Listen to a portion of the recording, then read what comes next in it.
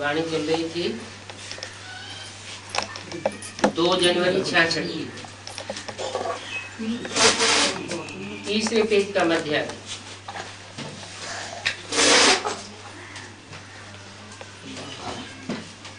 बात चल रही थी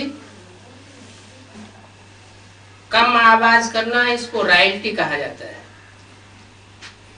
तुम विश्व के राइट मालिक बनते हो, तुम समझते हो हम कितने लायक बनेंगे और कितने रायल बनेंगे। फिर जब पतित बनते हैं तो अपने ही चित्रों की बैठ पूजा करते हैं, पूज्य से पुजारी बन जाते हैं।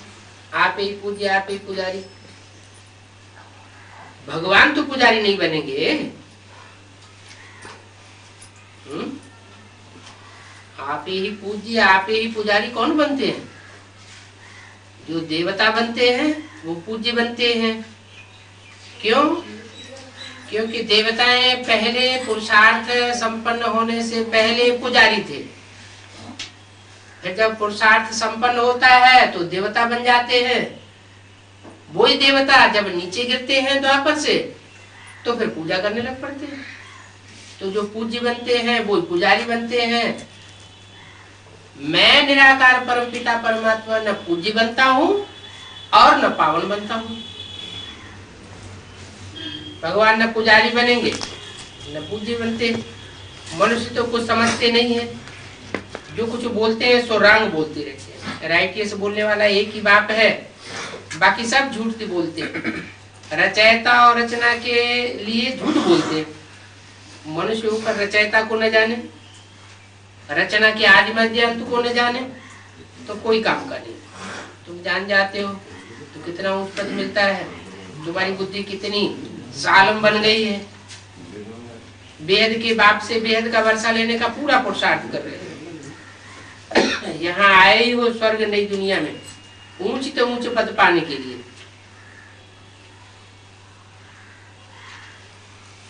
तुम स्टूडेंट भी हो, स्टूडेंट की बुद्धि में रहता है हमको अच्छी मार्क्स से पास होना है। जितना धारणा करेंगे और करावेंगे, रूहानी यात्रा पर रहेंगे, उतना ऊंच पद पाओगे। तुम खुद भी जानते हो ये नई बात नहीं है। कलप कलप हम बाप द्वारा पढ़ते हैं और देवी देवता बन जाते हैं।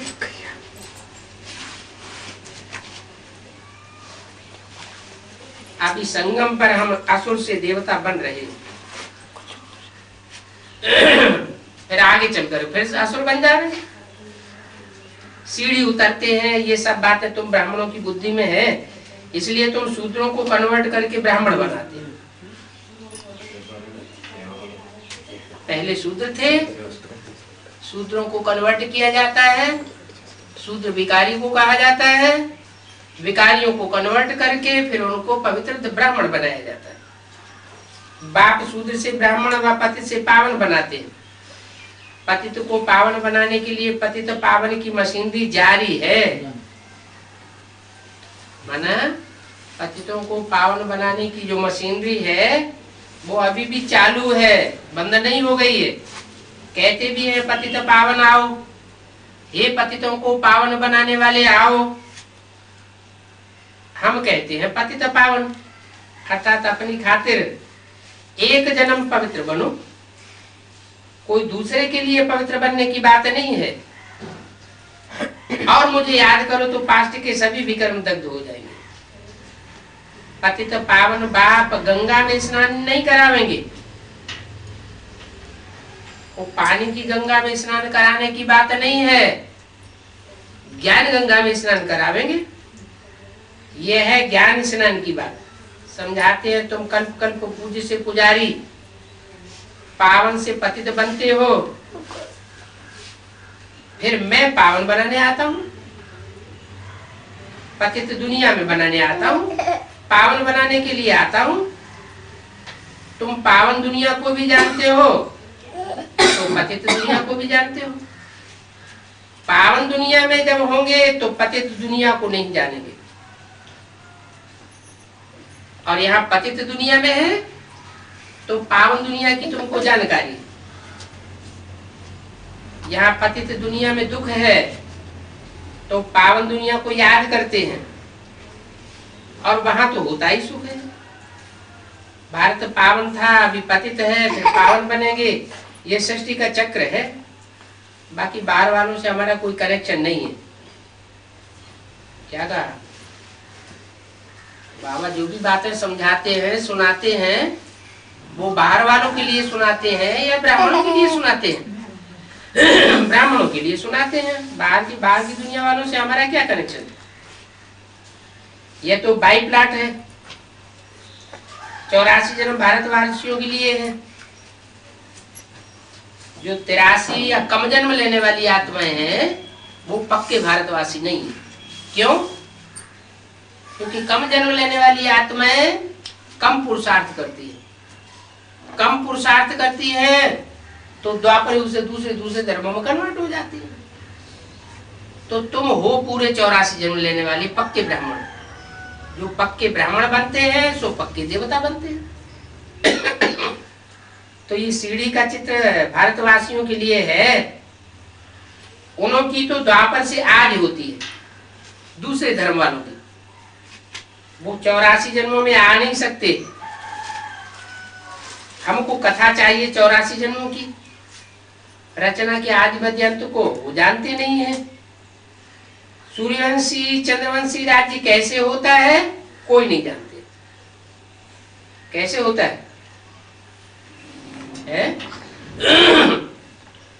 सूर्य कहा जाता है, चंद्र कहा जाता है, सितारे भी कहे जाते हैं। सितारे ढेर के ढेर हैं, सूर्य चंद्र एक एक है। सूर्य की रोशनी से चंद्रमा भी जगमगाहट होती है और सितारों की भी जगमगाहट होती है। वो समझते हैं जड़ सूर्य सितारों की बात। वास्तव में है तुम धरती के चैतन्य सितारों की बात। तुम धरती के जो चैतन्य सितारे हो वो भी 2 प्रकार के सितारे हैं। एक तो रात में टिमटिमाते हैं चंद्रमा के साथ, और दूसरे वो है जो अपने प्रकाश को सूर्य में मर्ज कर देते हैं। उनका प्रकाश दिखाई नहीं पड़ता। ऐसे नहीं कि दिन में सितारे नहीं होते हैं, आसमान होते तो है, लेकिन अपने प्रकाश को सूर्य में मर्ज कर देते हैं। वो है सूर्यवंशी सितारे। एक के ही राज्य को मानने वाले, एक मत, एक राज्य, एक धर्म, एक धारणा, एक भाषा, तो वो है सूर्यवंशी। और जो चंद्रवंशी है वो रात्रि में टिमटिमाते, चंद्रमा की रहबरी में रहते हैं। चंद्रमा किससे रोशनी लेता है? चंद्रमा की रोशनी भी सूर्य से आती है। सूर्य स्वयं प्रकाशित है। चंद्रमा और सितारे सूर्य के प्रकाश से प्रकाशित होते हैं। तो सूर्य कौन हुआ? बेहद में सूर्य हुआ स्वयं परमपिता परमात्मा शिव। वो जब इस साकार सृष्टि पर आता है तो मुकर्रर रथ के द्वारा ज्ञान की रोशनी देता है सारे संसार को।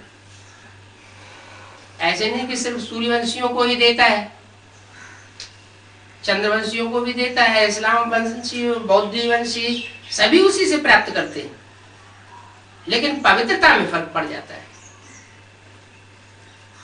तो तुम्हारी बुद्धि में है कि सूर्यवंशी राज्य कैसे होता है। जो ज्ञान सूर्य की मत पर चलने वाले हैं, किसी और की मत पर नहीं चलते हैं, वो है सूर्यवंशी। और जो ज्ञान चंद्रमा की मत पर चलते हैं, सूर्य की मत की परवाह नहीं करते हैं, वो है चंद्रवंशी। फिर उनका राज्य चलता है। पहले सूर्यवंशियों का राज्य चलता है, फिर चंद्रवंशियों का राज्य चलता है। सूर्यवंशी पास की लाइन में आते हैं, चंद्रवंशी फेलियर की लाइन में आते हैं। तो दुनिया इन बातों को नहीं जानती दुनिया बदलती रहती है ये समझते हैं, परंतु कैसे बदलेगी ये पता नहीं। अभी दुनिया तो बदल रही है और वो आसुरी संप्रदाय कुंभकर्ण की नींद में सोए पड़े हैं। विनाश होगा तो जरूर दुनिया बदलेगी। क्या कहा? दुनिया का परिवर्तन कब होगा? जब तक विनाश नहीं हुआ है पुरानी दुनिया का, तब तक पूरा परिवर्तन नहीं हो सकता। इस महाभारी महाभारत लड़ाई के बाद ही स्वर्ग बनता है। इसलिए कहते हैं gateway to heaven is Mahabharat. महाभारी महाभारत गृह युद्ध है, स्वर्ग के गेट खोलेगा। तो ये महाभारी महाभारत लड़ाई सामने खड़ी है। भारत अब स्वर्ग बनने वाला है, तो तुम बच्चों को बहुत खुशी होनी चाहिए। महाभारत लड़ाई शुरू हो और तुम हाय दैया तौबा करने लगो, तो ये तो ज्ञान की पराकाष्ठा नहीं हुई। जब दुनिया में खून की नदियां बहे तो तुम्हारी खुशी बढ़नी चाहिए। क्यों क्यों बढ़नी चाहिए? कि तुम्हारी बुद्धि में आता है कि ये महाभारी महाभारत लड़ाई से ही स्वर्ग के गेट खोलेंगे, हमारी सुख की दुनिया आने वाली है। तो तुम्हारे लिए है मिरुआ मौत मलू का शिकार। क्या? शिकारी जब शिकार करता है तो जानवर की तो मौत हो जाती है और शिकारी का शिकार हो जाता है। तो तुम भी एक शिकारी हो। ये दुनिया सारी जानवरों की है। जानवरों की दुनिया में सब एक दूसरे को दुख ही देते रहते हैं, मारा मारी ही करते रहते हैं। खूंखार जानवरों की दुनिया है। तो इनका तुम शिकार करेंगे, विनाश होगा तो इन जानवरों का विनाश होगा और तुम्हारे लिए नई दुनिया आ जाएगी। आज सनातन देवी देवता धर्म की फिर से स्थापना हो रही है। ये तो तुम भी चाहते थे कि राम राज्य हो। तुमको भिन्न भिन्न प्रकार से समझाना है, दिन प्रतिदिन समझते जाएंगे। ड्रामा में नूद है समझने की। कोई पहले समझेंगे, कोई बाद में समझेंगे। सच्चाई को समझना जरूर है। सच्चाई को समझेंगे तो सच्चखंड स्थापन होगा।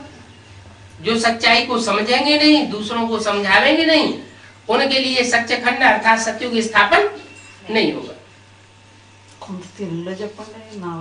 तुम्हारी बुद्धि का ताला अभी खुला है। बाबा को पत्रों में बच्चे लिखते रहते हैं, बाबा फलाने की बुद्धि का ताला खोल दो।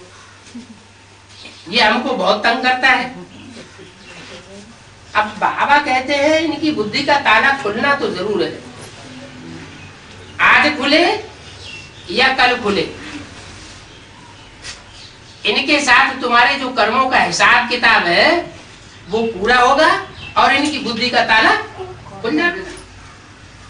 खुलना तो जरूर है। तुम्हारी बुद्धि का अभी ताला खुला हुआ है। पहले तुम भी कुछ भी नहीं जानते थे।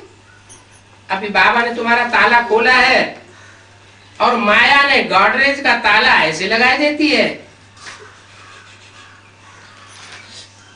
जैसे देर ही नहीं लगती। बाप आकर ताला खोलते हैं, बुद्धि का ताला खोलते हैं, और माया क्या करती है? माया ताला लगा देती है। और ताला जो लगाती है उस ताले का नाम क्या दिया है? गॉडरेज का ताला। गॉडरेज की अलमारी होती है ना, है? होती है ना। ऐसे ही गॉडरेज का ताला भी होता है। वो तो स्थूल अर्थ में समझ लेते हैं। वेद का अर्थ है इसमें गॉड माना भगवान, रेज माना किरणें। भगवान की किरणों का ताला है ये, माना भगवान ज्ञान सूर्य की किरणों के आधार पर जो जीवन नहीं चलाते हैं तो उनकी बुद्धि माया बंद कर देती है, और भगवान की किरणों के आधार पर जो अपने जीवन को चलाते हैं उनकी बुद्धि खुली रहती। तो गॉडरेज का ताला है जिनका ताला लग जाता है वो समझते ही नहीं कि भारत स्वर्ग था। 84 जन्म के बदले 84 लाख योनियां कह देते हैं। अब 84 लाख योनियों में तो मनुष्य जन्म ले नहीं सकता। 84 लाख योनियां होती हैं, लेकिन मनुष्य 84 लाख योनियों में जन्म नहीं लेता। क्यों नहीं लेता? क्योंकि मनुष्य योनि में ही जब सब प्रकार के पाप पुण्य भोगे जा सकते हैं, तो दूसरी योनि में जन्म लेने की क्या दरकार? मनुष्य जो है वो मनुष्य ही रहेगा, जानवर जानवर ही रहेगा। कोई कहे जानवरों ने क्या बिगाड़ा? जो बेचारे जानवर ही रहेंगे। कीड़े मकोड़ों ने क्या बिगाड़ा? जो बेचारे कीड़े मकोड़े ही रहेंगे। अरे ये बिगाड़ने की बात थोड़ी ही है, ये तो अपनी अपनी जाति है। कीड़े मकोड़ों की जाति ही ऐसी है। कीड़े को निकाल करके नाली में से धूप की रोशनी में रख दो, साफ सुथरी जगह पे, तो कीड़ा मर जाएगा या जिंदा रहेगा? मर जाए। बाप कहते हैं तुम्हारी तो मनुष्य योनि है, तुम दूसरों की चिंता क्यों करते हो? पहले अपनी तो चिंता करो। तुम सुधर जाओगे तो सारी सृष्टि सुधर जाएगी। तुम जब बिगड़ते हो तो सारी सृष्टि बिगड़ जाती है। तुम्हारे ऊपर सारा मदार है। उन कीट पशु पक्षी पतंगों में मन बुद्धि नहीं होती, और तुम्हारे अंदर मन बुद्धि है। तो मन बुद्धि की पावर से तुम सारी सृष्टि को कंट्रोल कर सकते हो। तो भगवान भी आकर, जिस भगवान को बुद्धिमानों की बुद्धि कहा जाता है, वो तुम बच्चों को आकर के पढ़ाते हैं। क्यों? बुद्धिमान बाप आकर के बुद्धिमान बच्चों को पढ़ाते हैं, जो जानवरों को नहीं पढ़ाने आता है। शास्त्रों में लिख दिया है कि भगवान ने घोड़े का अवतार लिया, भगवान ने कछुए का अवतार लिया, भगवान ने मछली का अवतार लिया। अब भगवान जानवरों को सुधारने के लिए आवेगा क्या? जानवरों को सुधारेगा या मनुष्यों को सुधारेगा? पढ़ाई कौन पढ़ेगा? जानवर पढ़ाई पढ़ते हैं कि मनुष्य पढ़ाई पढ़ते हैं? मनुष्य पढ़ाई पढ़ करके सुधर सकता है, लिख पढ़ के होशियार बन सकता है। तो भगवान भी आकर के मनुष्यों को पढ़ाई पढ़ाते हैं। मनन चिंतन मंथन की उनमें गति होती है, और जिनमें मनन चिंतन मंथन की गति होती है वो अपने को मूल्य कर लेते हैं। तो अभी बाप 84 जन्मों का राज बैठ तुम बच्चों को समझाते हैं। कहते हैं बच्चे अभी तुमको नई दुनिया में चलना है। परम पिता परमात्मा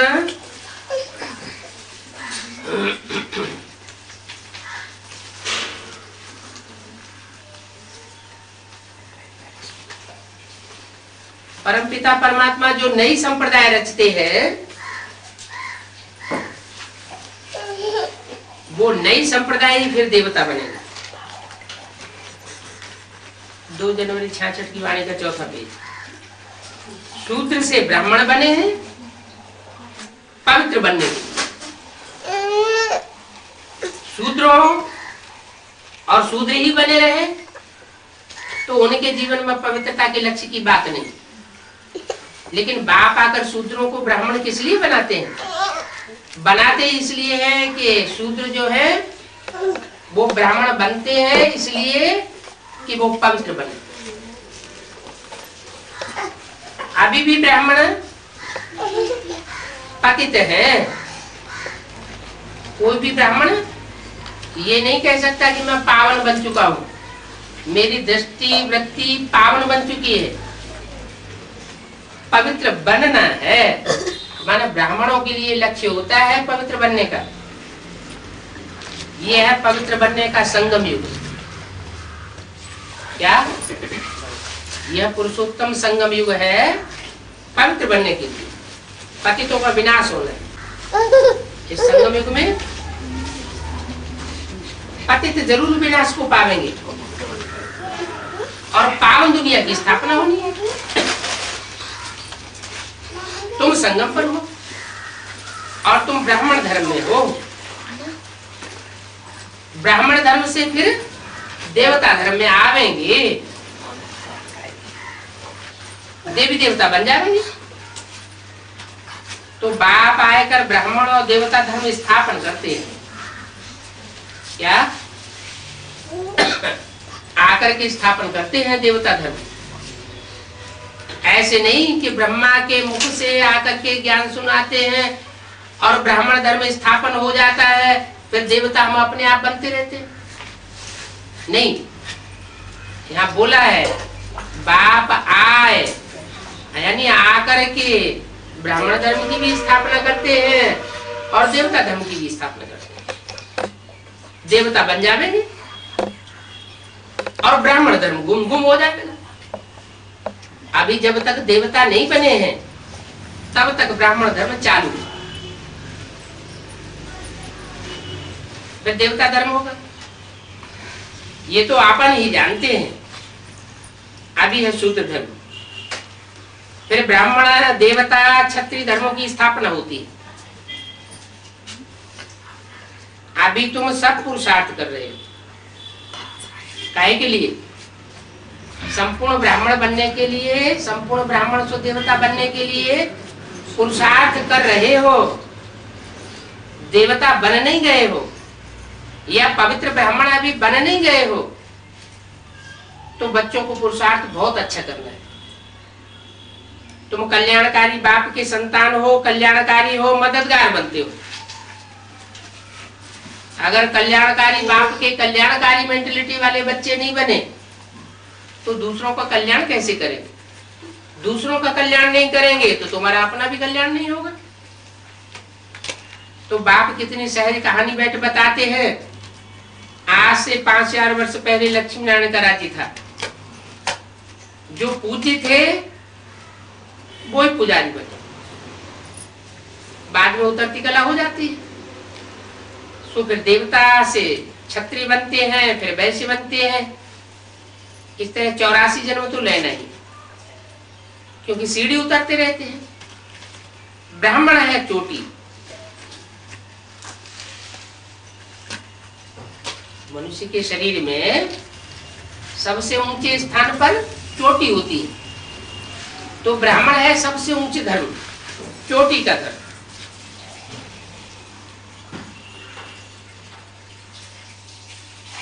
अभी तुम ब्राह्मण बने हो और शिव बाबा है ऊंचे ते ऊंचे। पहले ब्राह्मण चोटी में गांठ लगाते थे, तो जो गांठ लगाते थे उसमें गोल गोल शिवलिंग बन जाता था। तो चोटी सबसे ऊंची है, लेकिन चोटी में भी शिव बाबा है सबसे ऊंची। तो शिव बाबा को कहते हैं ऊंचे ते ऊंचा करता है। फिर होते हैं चोटी समान ब्राह्मण। तो देवी देवता धर्म जो सच्चे सच्चे ब्राह्मण होते हैं वो ही स्थापन करते हैं। अभी तुम बनते हो तो कोई कोई समझाना तो बहुत सहज है, कुछ न कुछ समझाने का पुरुषार्थ करना चाहिए। क्या कहा? कोई कहते हैं हमको समझाना नहीं आता, हमारी समझ में तो सब बात आ जाती है, सुनते भी हैं और समझ भी लेते हैं, लेकिन हम दूसरों को नहीं सुना सकते। तो बाबा कहते हैं प्रैक्टिस करो, थोड़ा थोड़ा किसी को समझाओ। छोटे बच्चों को बैठ समझाओ, बूढ़ी माताओं को बैठ समझाओ। ऐसे करते करते तुम्हारी वाचा खुल जाएगी। कुछ न कुछ समझाने का पुरुषार्थ करना ही चाहिए। शिव बाबा को याद करते रहो, हम शिव बाबा की संतान हैं। याद से भी तुम नई दुनिया में जाएंगे। क्या कोई कहे कि हम तो नहीं समझा सकते, हम हिम्मत हार गए, तो बाबा कहते कोई बात नहीं, तुम याद से भी नई दुनिया में जा सकते हो। गायन है योग से विश्व की बादशाही, तो जब योग बल से विश्व की बादशाही पाई जा सकती है तो क्या स्वर्ग में नहीं जाया जा सकता? तुम याद के बल पर भी स्वर्ग में जा सकते हो। कोई की तकदीर में नहीं है, तो फिर बाप क्या करेंगे? बाबा का आज्ञाकारी तो बनना चाहिए ना। बाप समझाते रहते हैं, बच्चे एक तो यात्रा पर मस्त रहो। कितने बच्चे याद की यात्रा पर रहते ही नहीं, याद की यात्रा करना भूल जाते हैं, ठहर जाते हैं। कौन सी यात्रा है उनकी? तो जिस्मानी यात्रा होती है, देह की यात्रा करते हैं, जिस्म को यात्रा कराते हैं। और तुम्हारी है रूहानी यात्रा। तुम अपनी रूह को ऊंची स्टेज में दौड़ाते रहो, उड़ाते रहो। जो बच्चे शिव बाबा को याद नहीं करते हैं तो पद क्या पावेंगे? अगर जो याद करते होंगे तो औरों को भी याद कराते होंगे। याद से जिनकी अच्छी अवस्था बनती है उनको देख करके दूसरों की भी अच्छी अवस्था बन जाएगी। याद का जो चेहरा है वो दूसरों को भी याद दिलाता है, ऑटोमेटिक सर्विसेबल बन जाता है। गाते भी हैं, बाबा आप आवेंगे तो हम आपके ही बन करके रहेंगे। आप आवेंगे तो आपके ही बन करके रहेंगे और किसी के बनेंगे नहीं। पतित पावन तो एक निराकार ही है ना, उसके सिवाय तो किसको भी नहीं कहा जा सकता। तो बच्चों की सर्विस में बुद्धि चलनी चाहिए कि हम दूसरों की सेवा कैसे करें। ये त्रिमूर्ति तो जैसे ट्रेडमार्क है। जैसे कोई वस्तु मार्केट में बेची जाती है, कोई दवाई बेची जाती है तो उसमें ट्रेडमार्क लगाते हैं।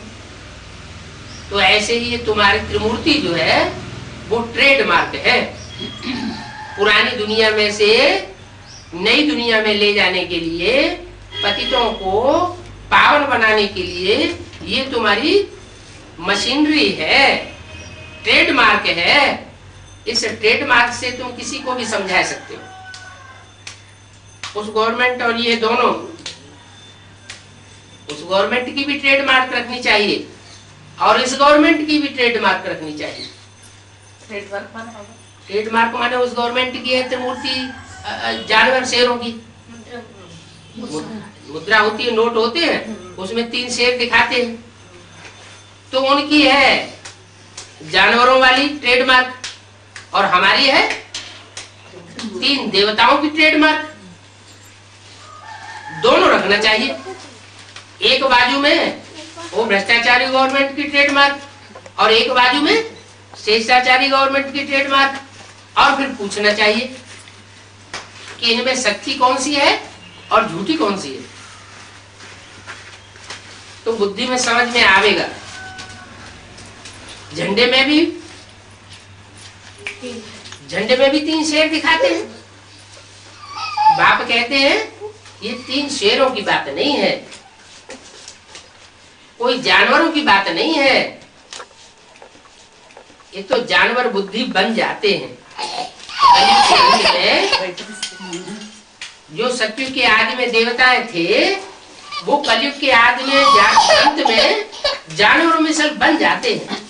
उन जानवरों को आकर के ज्ञान सुना करके देवता जैसा बनाता हूँ, बंदर से मंदिर लायक बनाता हूँ। तो उन्होंने जानवरों की त्रिमूर्ति रख दी है। वास्तव में होनी चाहिए 3 देवताओं की त्रिमूर्ति। देवता ब्रह्मा, विष्णु और शंकर, इन त्रिदेव के द्वारा सारी दुनिया के ऊपर विजय प्राप्त होती है। इसलिए उन्होंने झंडा गान बना दिया है, विश्व विजय करके दिखलावे। अरे कपड़े का झंडा थोड़े विश्व विजय करेगा।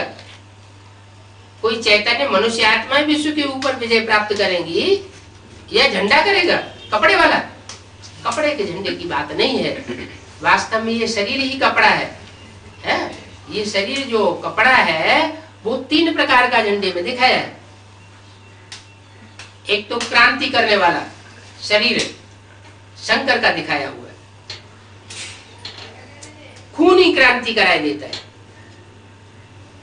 खून 2 प्रकार का होता है,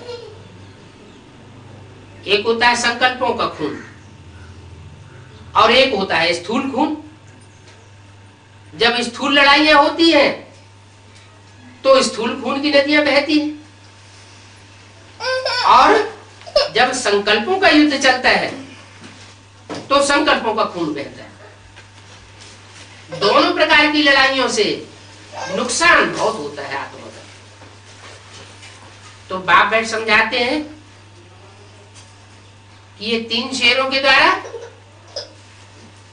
मैं आकर के स्थापना, पालना और विनाश का कार्य कराता हूं। नई सृष्टि की स्थापना कराता हूं ब्रह्मा द्वारा। हाँ, ब्रह्मा जो है, ब्रह्मा या विष्णु या शंकर, ये ज्ञान की ऐसी दहाड़ मारते हैं संसार रूपी जंगल में, क्योंकि दुनिया जानवरों की है, ऐसी दहाड़ मारते हैं कि चारों ओर ये जंगल में शेर का गुंजायमान आवाज हो जाता है।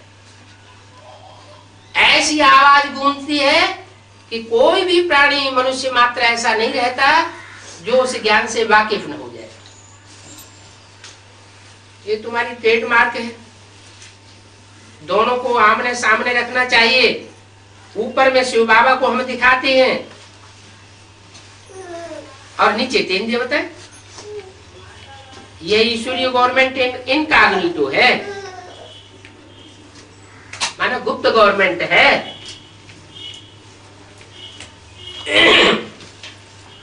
गुप्त गवर्नमेंट क्यों है? क्योंकि गाया हुआ है पांडव गुप्त थे।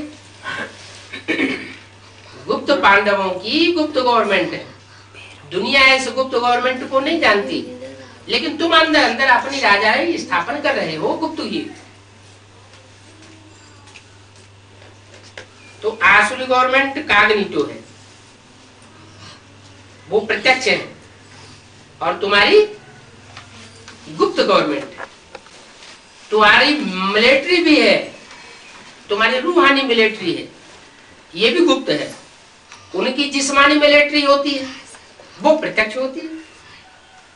दोनों के कोर्ट ऑफ आर्म्स रखने चाहिए। कोर्ट ऑफ आर्म्स माना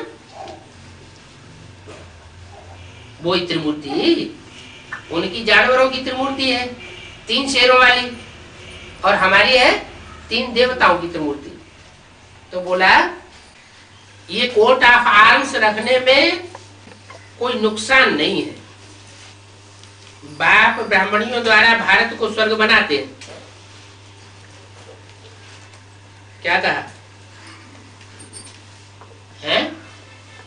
ब्राह्मण क्यों नहीं कहा? ब्राह्मणों द्वारा स्वर्ग बनाते हैं ऐसे क्यों नहीं कहा? ब्राह्मणियों द्वारा बनाते हैं ऐसे क्यों कहा है? पुरुषों को क्यों नकार रहे हैं?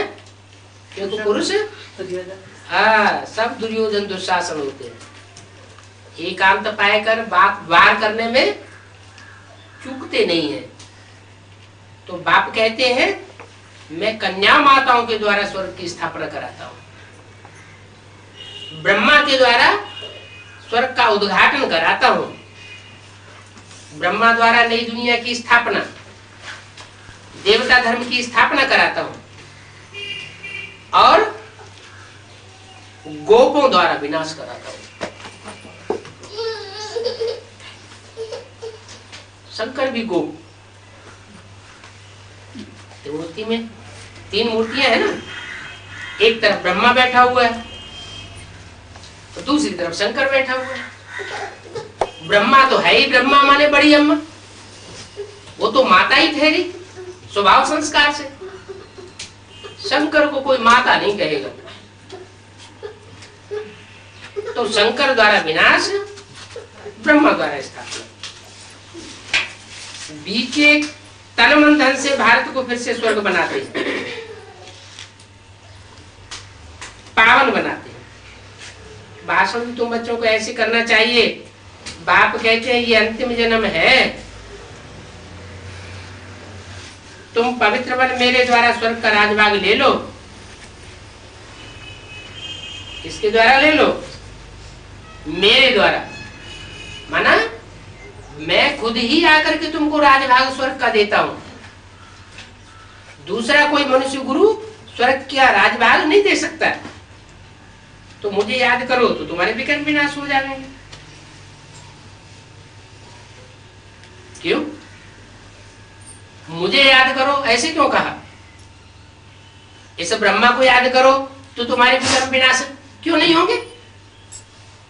क्यों नहीं होंगे? क्योंकि जैसे को याद करेंगे वैसी ही अवस्था बनेगी। ब्रह्मा की जो अवस्था है, ब्रह्मा को याद करने वालों की भी वही अवस्था बनेगी। जैसे ब्रह्मा ने हार्ट फेल होकर के शरीर छोड़ा, तो ब्रह्मा कुमार कुमारियां भी ब्रह्मा को याद करने वाली जब शरीर छोड़ती है तो मोस्टली क्या होता है, उनका भी अचानक मौत होता है।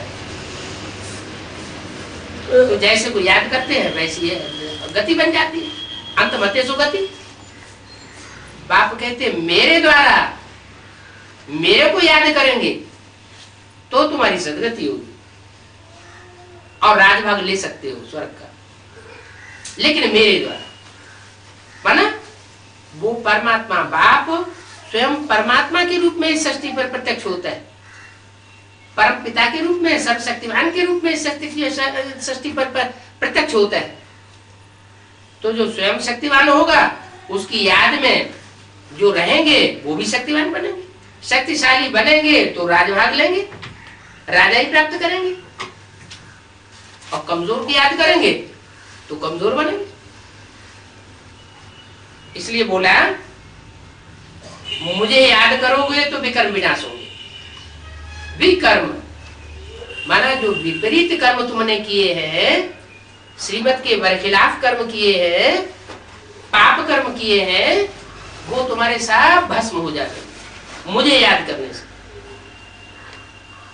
क्योंकि मैं ऐसे कर्म करता हूं जिसमें कोई पाप कर्म बनता नहीं। कितनी सहज बातें बताते हैं। अच्छा, मीठे मीठे सर्वसुल बच्चों प्रति माता पिता बाप दादा का याद प्यार गुड मॉर्निंग। रूहानी बच्चों को रूहानी बाप की याद, डायरेक्शन। बाबा सभी सेंटर्स के प्रति डायरेक्शन दे रहे हैं कि हर सोमवार को रात को भोजन नहीं बनाना है। अरे बाबा का नाम क्यों लगा दिया? मुरली के बाद जो डायरेक्शन दिया भोजन नहीं बनाना है, ये बाबा का डायरेक्शन हो नहीं सकता। किसका हो सकता है? कोई दीदी दादी का डायरेक्शन हो सकता है। अच्छा, तो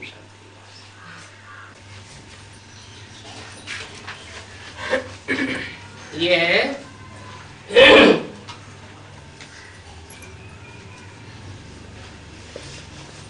29/11/65 की प्रातः क्लास।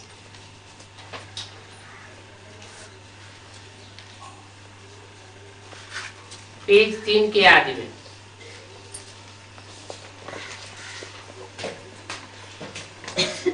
बात चल रही थी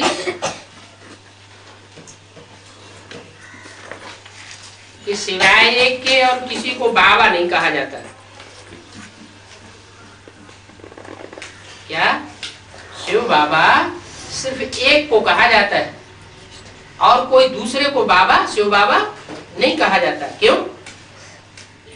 क्योंकि शिव मुकर्रर रथ में आता है, एक ही रथ में आता है कांस्टेंट, और दूसरे कोई रथ में आता नहीं है। आता भी है तो कोई कह नहीं सकता कि मेरे अंदर शिव बाबा आया हुआ है।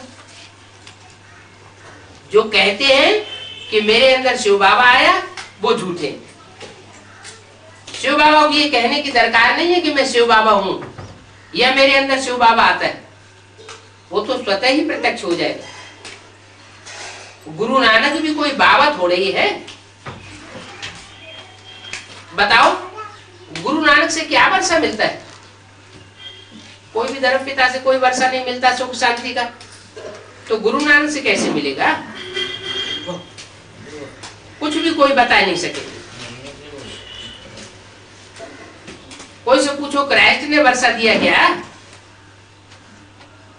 उन्होंने तो लड़ाई करके राजा स्थापन की है। क्रिश्चियन लोगों ने लड़ाई की, उस समय क्राइस्ट की आत्मा आधा पुनर्जन्म ले चुकी होगी।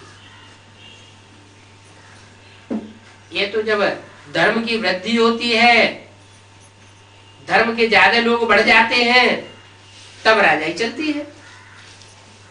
ऐसे थोड़े ये क्राइस्ट ने कोई राजाई दी, क्राइस्ट राजाई दे नहीं सकता। राजाई तो बाप ही आकर के देते हैं। राजाई अपने पुरुषार्थ से ड्रामा प्लान अनुसार मिलती आई है, ऐसे कहेंगे। मनुष्य तो किसी को कुछ दे ही नहीं सकता। अगर देते भी हैं तो अल्पकाल के लिए देते हैं, अल्पकाल का सुख देते हैं। अभी तमो प्रधान है और माया का जोर बहुत है, तो तुम बच्चों को अभी माया से युद्ध करनी है। माया को जीतेंगे तो जगत जीत बनेंगे। अगर माया को नहीं जीता तो जगत जीत नहीं बनेंगे। माया क्या है? मां आया, मां माने नहीं, आया माने आया। मैं ना आया होता तो ज्यादा अच्छा होता। क्या? काम क्रोध लोभ मोह अहंकार ना आया होता तो अच्छा होता। ये आया तो बुरा हो गया, तो उसको कहते हैं माया। माना जो आती है इस रूप में और हमारा बुरा करके चली जाती है, हमको कमजोर बना के चली जाती है। 5 विकारों को माया कहा जाता है। तो तुम बच्चों को माया जीत बनना है। जितना जितना माया जीत बनते जावेंगे उतना उतना जगत जीत बनते जावेंगे। मनुष्य शांति में रहने के लिए कितना माथा मारते हैं, मन थोड़ा ही शांत हो सकता है। ये तो कुछ सीखते हैं तो अनकॉन्शियस में चले जाते हैं, इसमें मेहनत लगती है। कोई कोई की तो ये सीखने करने में ब्रेन ही खराब हो जाती है। बाप समझाते हैं अगर कोई कर्म बंधन में अथवा मित्र संबंधी आदि में बुद्धि जाती रहेगी तो तुम्हारे विकर्म विनाश नहीं होंगे। विकर्म विनाश कब होंगे? जब आप व्यभिचारी याद में रहेंगे। एक ही याद में रहेंगे तो तुम्हारे पाप कर्म भस्म होंगे, और मित्र संबंधियों की याद बीच बीच में आती रहेगी तो तुम्हारे पाप कर्म दग्ध नहीं हो पाएंगे। थोड़ी सी प्रैक्टिस तो बढ़ेगी याद करने की, लेकिन फायदा उतना नहीं होगा। फायदा कब होगा? जब फायदा होगा तो एक की याद करने से फायदा होगा, अनेकों की याद करने से फायदा नहीं होगा। तो देहधारी से बुद्धि हटाना है। सब देहधारियों को भूल जाओ, ऐसे हो सकता है? कि देहधारियों के साथ रहे भी और उनको भूले। उनका संग करेंगे तो बुद्धि को संग का रंग नहीं लगेगा, है? ऐसे हो सकता है। अगर हम ऐसे को याद करेंगे जिस पर कोई संग का रंग नहीं लगता, उस निराकार ज्योति परमपिता परमात्मा को याद करेंगे तो हमको भी कोई संग का रंग नहीं लगेगा।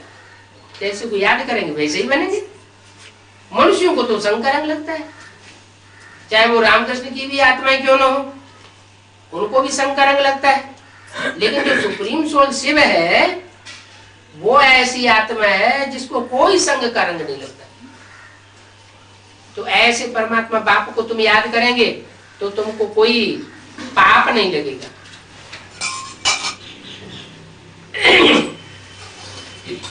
इसलिए बाप कहते हैं सबको भूल जाओ। इसके लिए सबसे अच्छी युक्ति है आप मुए मर गई दुनिया। अगर खुद अपने को इस दुनिया से देह और देह के संबंधों से मार लेंगे तो सारी दुनिया तुम्हारे लिए मर जाएगी। दुनिया को याद करते हो तो तुमको दंड बढ़ता जाएगा। तुम कहते हो बाबा हम तो मर चुके। किससे मर चुके? देह और देह के संबंधों से मर चुके। दुनिया अगर हमको कुछ भी कहती है, ग्लानि करती है, गालियां देती है, लेकिन हमारे ऊपर कोई असर न पड़े तो समझो जैसे हम उस दुनिया से मर गए, हमारे ऊपर कोई असर नहीं होता है। तुम बाप के बनते नहीं हो। गोया बुद्धि एक तरफ नहीं होती, मित्र संबंधियों की तरफ बुद्धियों क्यों जाता है? तो गोया तुम मरे हुए नहीं हो ना, बाबा के बने ही नहीं हो। बहुत है जिनको रात दिन कर्म संबंधों का ही चिंतन चलता रहता है, संबंधियों को ही याद करते रहते हैं, वो संबंधी याद आते रहते हैं। यहाँ बाप की गोद में रहे, सच्चाई से रहे तो जैसे मर करके रहे। बाप के बन गए तो फिर बुद्धियों को इधर उधर भटकना नहीं चाहिए। क्या माना जो बाप के लिए सरेंडर हो जाते हैं, समर्पण हो जाते हैं, उनकी बुद्धि में दुनियादारी कुछ भी याद नहीं आनी चाहिए। अगर बुद्धि योग वहां भटकता रहेगा तो फिर नीचे गिर जाएंगे।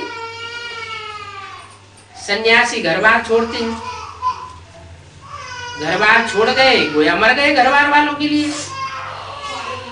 अगर घर बार याद पड़ता रहेगा तो फिर वो योग में कैसे रहेंगे?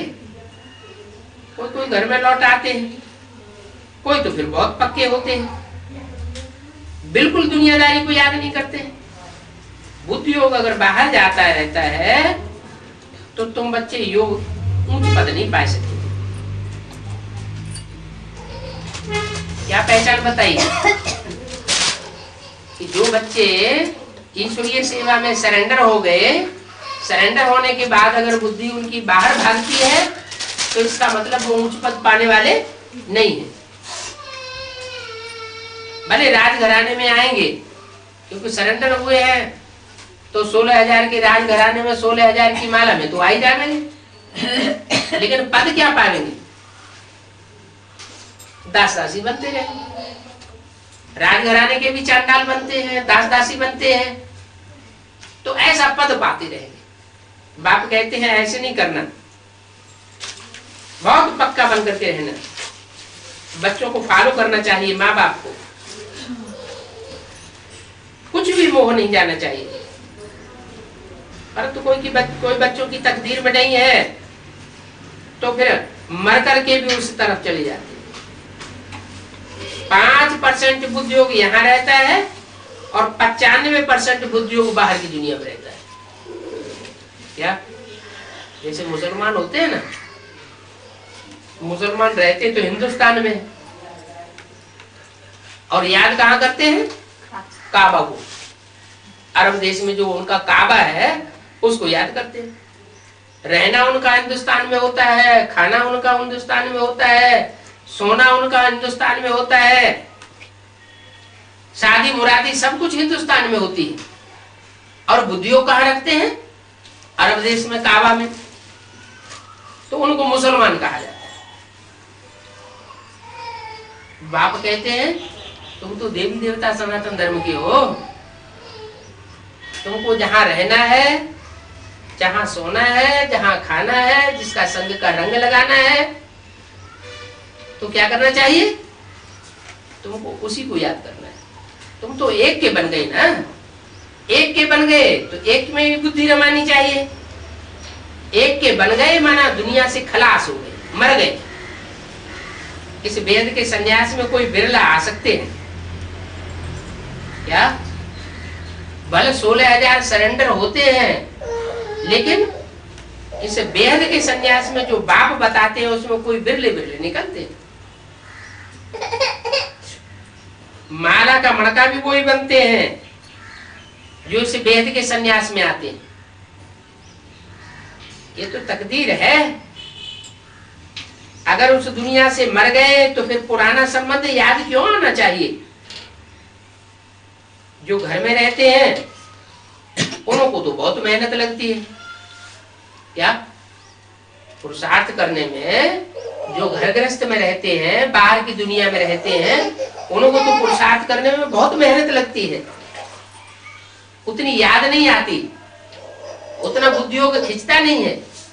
लेकिन जो सदैव बाबा के सामने रहे पड़े हैं, बाबा के घर में रहे पड़े हैं, उनके लिए तो सहज होना चाहिए क्या, याद करना, क्योंकि सामने है। परंतु देखा जाता है जो यहाँ वाले हैं, माना बाबा के घर में रहते हैं, उनको और ही जास्ती मेहनत लग रही है। बाहर वालों को उतनी मेहनत महसूस नहीं होती और अंदर वालों को इतनी मेहनत महसूस हो रही है। बाहर में रहने वाले बड़े तीखे चले जाते हैं, इसलिए बाबा बोलते हैं अंदर वालों से बाहर वाले तीखे चले जाएंगे, अंदर वाले रह जाएंगे और बाहर वाले ले जाएंगे, क्योंकि उनका किसी में मोह नहीं रहता। ऐसा तीखा पुरुषार्थ करते हैं ना, समझते हैं कहाँ ये बंधन छूटे तो हम सर्विस में लग जाए। वो भी देखना पड़ता है कि ज्ञान में पक्का है या नहीं है। अगर ज्ञान में कच्चा होगा, अगर कोई सरेंडर हुआ और ज्ञान में कच्चा है और पति आने पर लग पड़ा,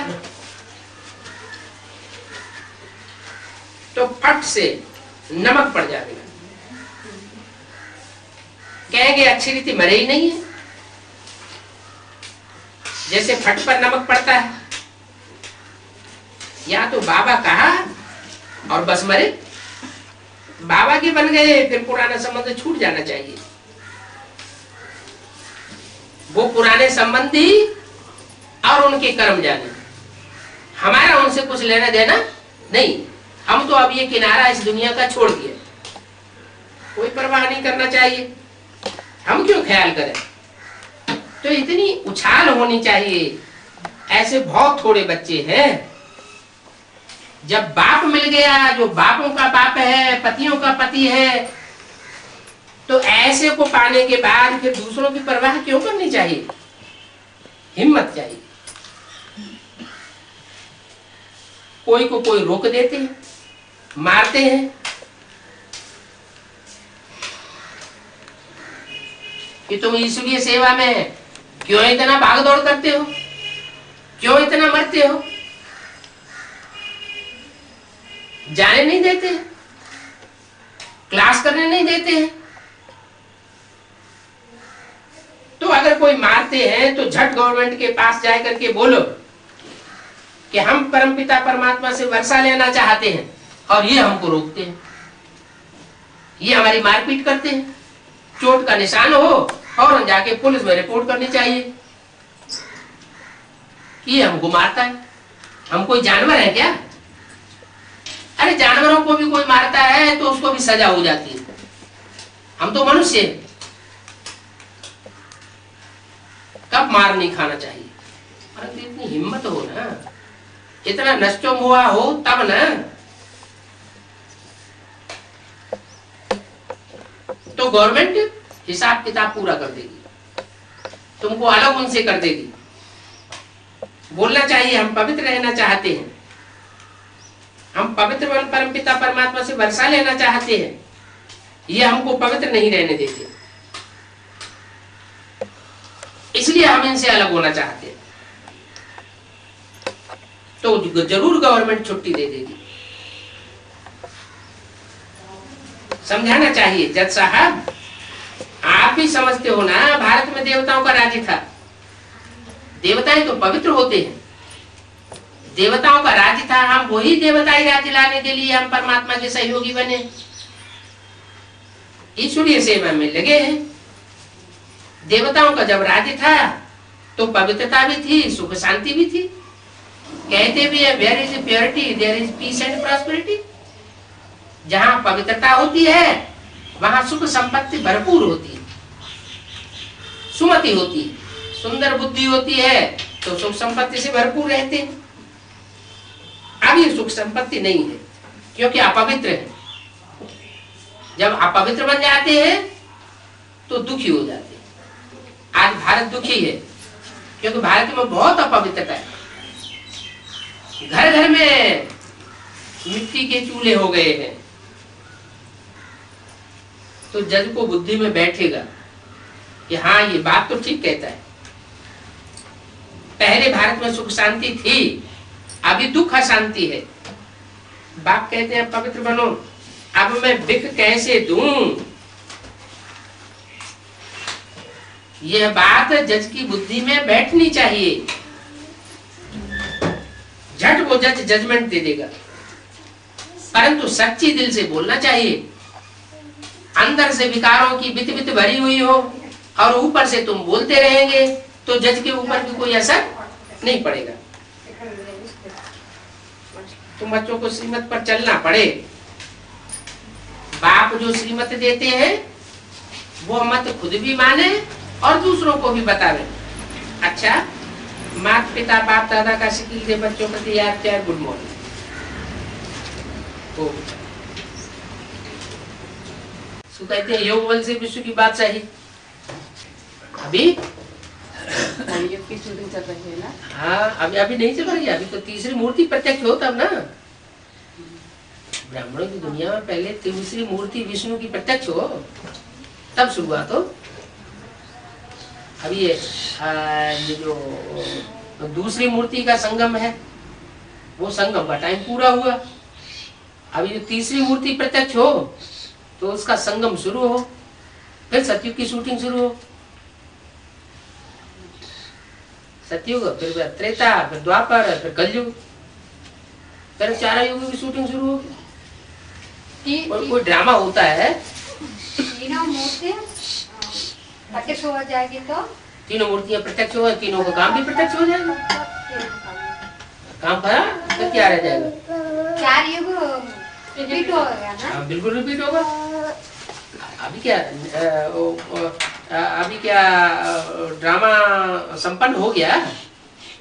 हाँ, तो नाटक तब तक जब तक संपन्न नहीं हो जाता है तब तक शूटिंग या रिहर्सल चलती रहती। वो फिल्म खींचने वाले होते हैं, वो भी फिल्म एक बार बनाएंगे, फिर बिगाड़ देंगे, फिर बनाएंगे, फिर बिगाड़ेंगे, फिर बनाएंगे, फिर बिगाड़ेंगे।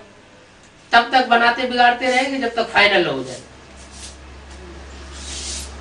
ये भी शूटिंग हो रही है, रिहर्सल होती रहेगी।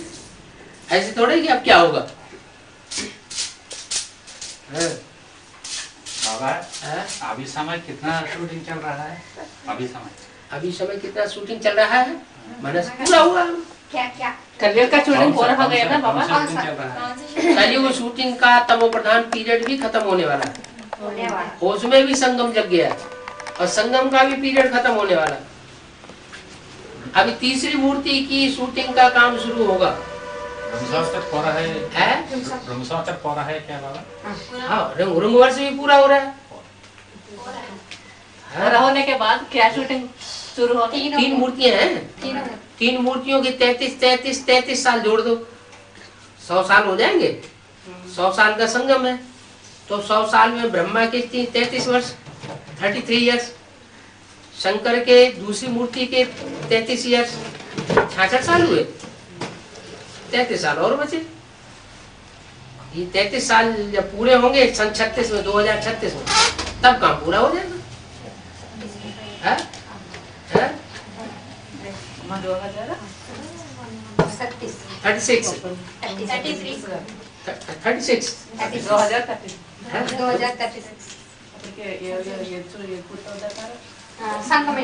संगमे शूटिंग पूरा होगा। 3 मूर्तन रिहर्सल का काम पूरा, रिहर्सल का काम, फिर ब्रॉड ड्रामा शुरू होगा। ब्रॉड ड्रामा का बड़ा सीन। बाबा वैष्णो देवी कब आएगा? वैष्णो देवी माने तीसरी मूर्ति। हाँ, दूसरी मूर्ति का काम खत्म हुआ तो तीसरी मूर्ति आ जाएगी। ये तो 3 शेर है ना। तो जंगल, कांटों का जंगल है, ये जानवरों का जंगल है। जानवरों के जंगल में एक शेर चाहिए ना। ब्रह्मा का काम खत्म। थोड़ा माता को सहयोग दो, 1 2 2 3 हो जाए कम से कम। एक ही गांव में 2-3 हो जाए तो कम से कम बैठने में बातचीत करने में अच्छा लगे, नहीं तो घर वाले दबा देंगे गला। हाँ तो एक्यूरेट उसी डेट में हो जाएगा क्या? नहीं उसी साल में होगा। तिथि तारीख डेट कभी फिक्स नहीं होती है, थोड़ा ऊपर नीचे होता है। 1-2 वर्ष ज्यादा भी हो सकता है, 1-2 वर्ष कम भी हो सकता है। कम होने के चांसेस कम है, ज्यादा हो सकता है।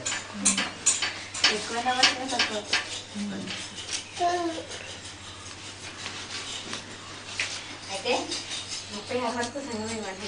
కొంతమంది గుడి మాత్రం అన్నయ్య ఒక అన్నయ్య సీనియర్ అన్నయ్య అన్నారు. అప్పటి వరకు మనకి శరీరాలు ఉంటాయా ఉండవు కదా అని అడిగాడు బాబు. అప్పటి వరకు మా దేహాలు 2036 तक हमारे शरीर रहेंगे ऐसे पूछे कोई भाई? कोई है? कोई भाई ने ऐसे पूछा हमारा शरीर रहेगा या नहीं? जिस भाई ने पूछा उसको पहले ये देखो उसकी बुद्धि में ज्ञान पूरा बैठा हुआ है। आने की ज्ञान అర్థం చేయండి బాబా చెప్పిన అర్థం చేయండి. हैं? ज्ञान पूरा बुद्धि में बैठा हुआ हो, निश्चय बुद्धि हो, सभी क्लासेस रेगुलर और रेगुलर कर रहा हो, पंक्चुअल हो, तो जरूर है काया कंचन बनेगी। ఓ మాత నిశ్చయ బుద్ధి పక్కా బాబా. कौन? కాంతమ్మ మాత. हाँ పక్కా నిశ్చయ బుద్ధి. हाँ हाँ, लेकिन क्या कह रहे हैं कि हमारी कंचन काया नहीं बनेगी? बनेगी वो. फिर और चलती फिरती तो है, हैं? हाँ। शरीर बूढ़ा हो जाए आदमी, बाल सफेद हो जाए, मुंह में दांत न रहे, इससे कोई अंतर नहीं पड़ता। गालों में झुर्रियां पड़ जाए, शरीर लटक जाए, लेकिन चलता फिरता तो है, चलता फिरता बना रहे, किसी का आधीन न हो।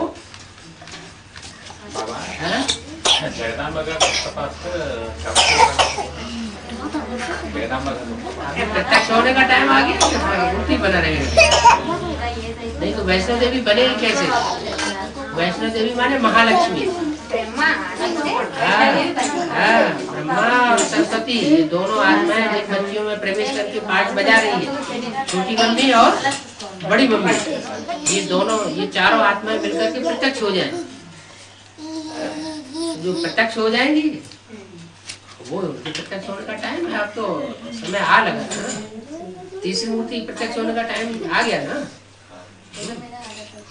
हाँ ये जरूर है कि जैसे ब्रह्मा की मूर्ति जब सन 47 में प्रत्यक्ष होना शुरू हुई थी तो कोई ने जाना, कोई ने नहीं जाना। ऐसे ही शंकर की मूर्ति जब सन 76 में प्रत्यक्ष हुई तो कोई ने जाना और कोई ने नहीं जाना।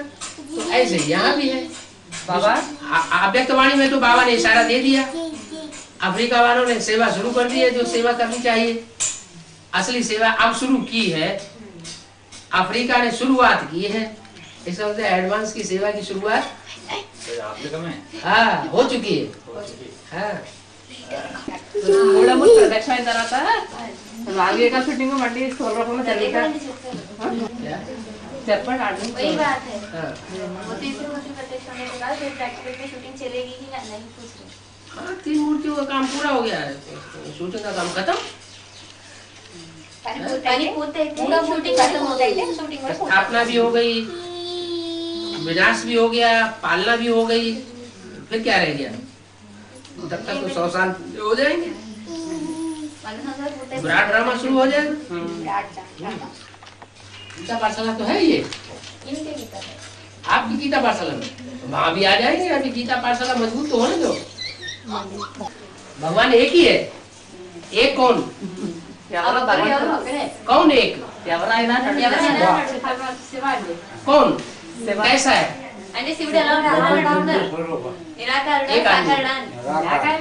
बिंदी बिंदी, ये भी बिंदी है, ये भी बिंदी है, ये भी बिंदी। कौन सी बिंदी है? कौन सी बिंदी? परमात्मा, कीड़ा मकोड़ा वो भी बिंदी, बताओ। ఆత్మలన్నీ కూడా బిందువులే కదా, ప్రసపక్షాలు అన్ని కూడా బిందువులే కదా, క్రిమి కీటకాలు అన్ని కూడా. మరి అందులో మీరు పరమాత్మ ఎలా గుర్తిస్తారు అని అడుగుతారు. कौन सी बिंदी? परमात्मा ఎలా విరమిస్తారు అంటే పరమాత్మ బిందు రూపంలోనే వాళ్ళు అన్ని బిందువులు పెట్టేసాం, ఎలా కనిపిస్తారు పరమాత్మ ఎలా కనిపిస్తారు అంటున్నారండి. బీకే బిందు స్వరూపుడే. అక్కడ బిందు స్వరూపుని స్మరిస్తానే మళ్ళీ ఈ మతం వేరు वहाँ ऐसे दिखाया कि ये दूसरी मत है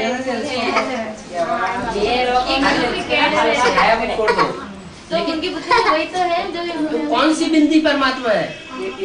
ये बिंदी सब बिंदी है, ये सब बिंदी, ये सब बिंदी, ये देखो बिंदी लगी है, सबको बिंदी लगी हुई है, ये सारी बिंदी है, इनमें कौन परमात्मा है?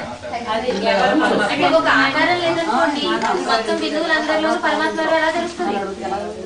कौन सी बिंदी परमात्मा है? పరమాత్మ ఎవరో తెలుసుకున్నామని వస్తామనుకోండి అడ్వాన్స్ క్లాస్ వేరు భగవంతుడు శంకర్ బాబా వేరు మరి शिव जयंती कहना चाहिए कि त्रिमूर्ति शिव जयंती कहना चाहिए? क्या कहना चाहिए?